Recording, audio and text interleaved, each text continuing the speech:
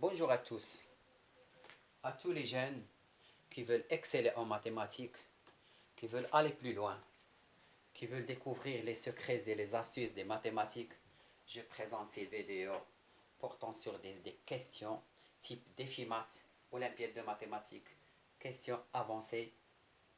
Allez, suivez. Je commence par l'exercice numéro 1. Étant donné deux points A et B qui sont positifs, tels que A plus B égale à 2. A plus B égale à 2. Question, vérifier que AB est inférieur ou égal à 1.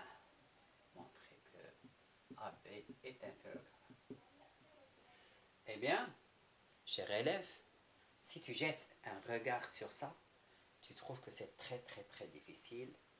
Ce ne sont pas des questions qu'on élabore dans nos classes, qu'on considère dans nos classes. Donc, c'est des mathématiques autres que les mathématiques.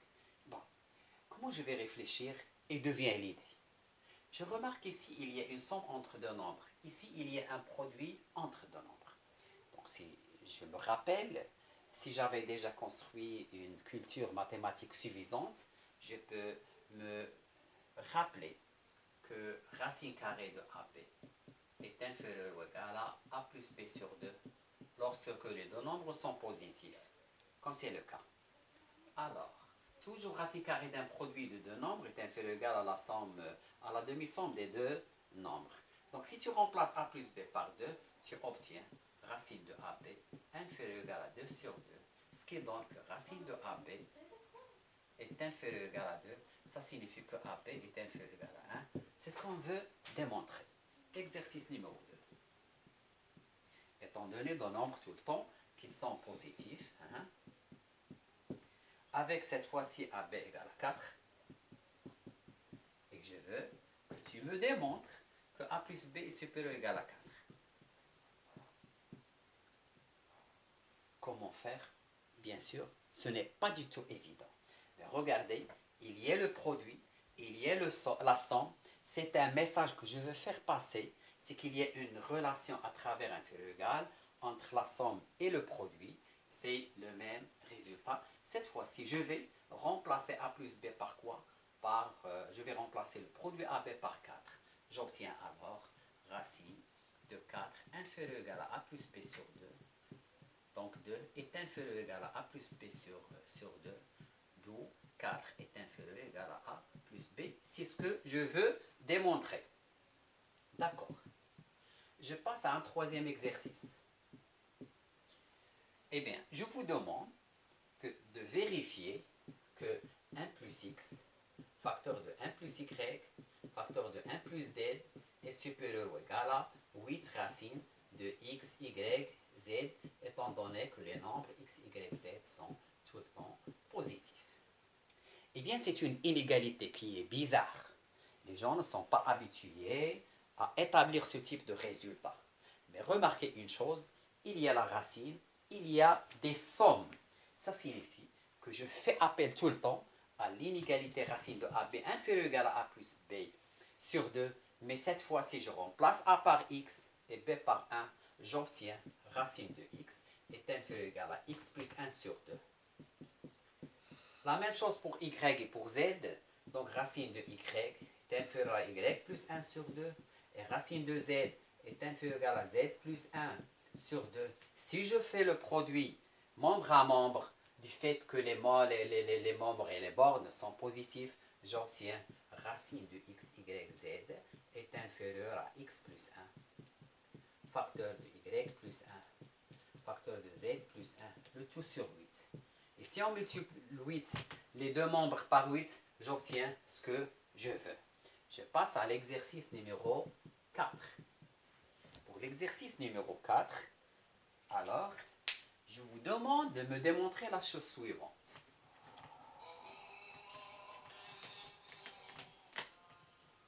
D'accord. Montrez-moi que 1 plus x, que x plus y, facteur de 1 sur x plus 1 sur y est supérieur ou égal à 4. Comment faire? Je considère la différence. Bon. Ou bien, je peux même procéder par des équivalences. Cette écriture signifie quoi? Signifie que x fois 1 sur x égale à 1, plus x sur y, plus y sur x, plus 2, plus 1, supérieur ou égal à 4. Ça signifie que x sur y, plus y sur x, est supérieur ou égal à quoi? À 2. Je veux démontrer ça, donc je veux démontrer ça, donc je dois démontrer ce résultat. Une remarque intéressante, c'est que cette somme, d'après la formule que j'ai déjà illustrée ici, c'est que racine de AB inférieure à A plus B sur 2. Je vous rappelle que c'est une moyenne géométrique et que ça, c'est une moyenne arithmétique à garder en tête. Il s'agit de toute une classe d'équivalence de questions et d'exercices qui se sont résolus, qui sont résolus effectivement par cette inégalité qui est très intéressante. Et il a un champ d'application très, très large. Bon, là, la somme A plus B. La somme A plus B, regardez, comment faut-il alors jongler et jouer par cette inégalité? Il est supérieur ou égal à 2 racines de AB. Donc, si je remplace A par x sur y, B par y sur x, j'obtiens x sur y plus y sur x est supérieur ou égal à 2 racines de x sur y fois y sur x. Je simplifie, j'obtiens qu'il est supérieur à 2. C'est ce que je veux démontrer. Je veux bien finaliser par un exercice type défi maths, mais cette fois-ci sur la géométrie, pour pouvoir remarquer comment nos relations et notre formation géométrique, ça permet la résolution de questions qui sont très délicates. Donc, exercice numéro 5. Étant donné ici deux droites, D1 et D2, normalement, qui se coupent en un point B, qui est perdu, sachant que cette partie est vide. Je ne peux pas allonger les deux droites D1 et D2 pour trouver le B. Et sachant qu'il y a déjà un point ici A, question, comment tracer